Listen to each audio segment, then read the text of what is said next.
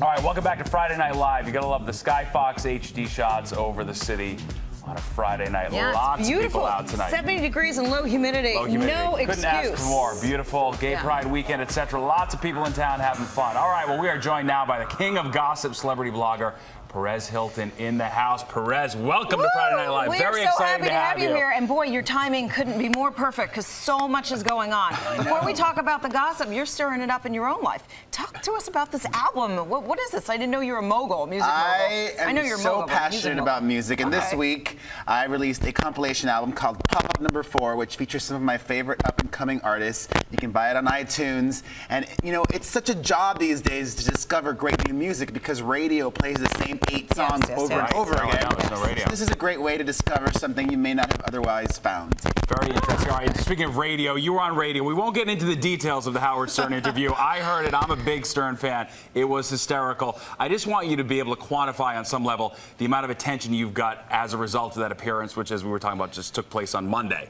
Yes, I was on Stern on Monday, and there was a dare involved, and I did something, and you got a thank you letter from Howard here, which is incredible. Today, signed and handwritten by him. Wow, and I'm going to quickly walk you through my thought process. Yeah. I would have never volunteered to do what I did. You can Google it. Yeah, exactly. Yes. But a caller called in and suggested it. Yeah. And then I was like, oh my God, my life is flashing before my eyes. Because you wanted to be a good Stern guest. Yes. And I was like, what do? I had to quickly weigh the pros and the cons. Yeah. The cons, okay, I might lose an advertiser. Right. The cons are my son might be really embarrassed. Aww. But the pros are, well, my son can't even read or write yet. Right. And son's real young, and he gained 10 million fans. And when he's older, I'm sure I would have done even more things to embarrass him by then. And I knew that if I were to do it, it would be an epic So you did it, and it was epic, and everybody's talking about it. Speaking of epic moments here, too, let's get over to Shia LaBeouf. He was arrested last night. I guess he was drunk at Cabaret, which is a play that they do in the old Studio 54. Yes.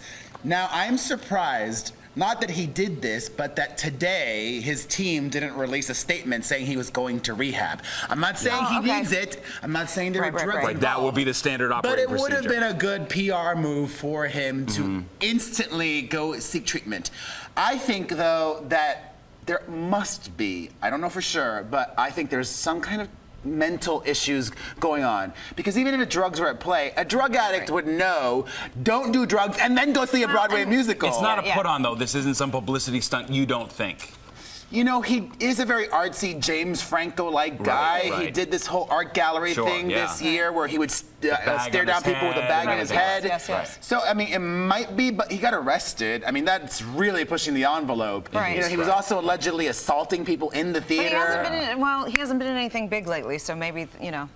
All right, let's talk about some big shakeup. The View. Yes. Sherry Shepherd. Well, Sherry and Jenny are claiming that they left voluntarily. Yeah, right. That's a straight up lie. Okay. No one on earth believes that. Whoopi is remaining. The executive producer was also fired. Right. Bill Getty. There's talks that Rosie, and actually I'm hearing that it's 99% happening that Rosie will come back to the View next year. Wow. And because you know what the controversy does well. Yes, and I am not currently in talks, but I'd be happy to do it. Well, and they're talking about men. Is that a real thing? That could be. They said that there's something new and exciting happening. I think a straight guy would not work, sorry. But a gay guy could work on that show. Yeah. And I'm pretty gay. Well, it is Gay Pride weekend. Your gay street cred is unquestioned, Perez. Now we got to talk about your Lady Gaga thing. What's going on with that? Let me break it down for you. Break it down. I can be really objective and honest. I have just been using her name for publicity to promote my new album. Hello, and it worked. Right. People are like, why are you still talking about Lady Gaga? Because it gets me headlines. I am the most real person there is. There was more to it than that, though. You were real friends. I was genuinely hurt. I thought we were real friends. And whatever. It's like, I describe it to some people who don't get it. Like, sometimes when folks are married, the divorce can be really bitter. Even if you are aware enough to know that you should just move on, you still can't at times. No, it's tough, right? It was a real friendship and it broke up. Okay, we gotta run, but when does the album come out? It's out already. Okay, it's out right now. Pop-Up No. 4. Pop-Up No. 4. Thank you so much, Perez. We love you. Thank you so much for coming in.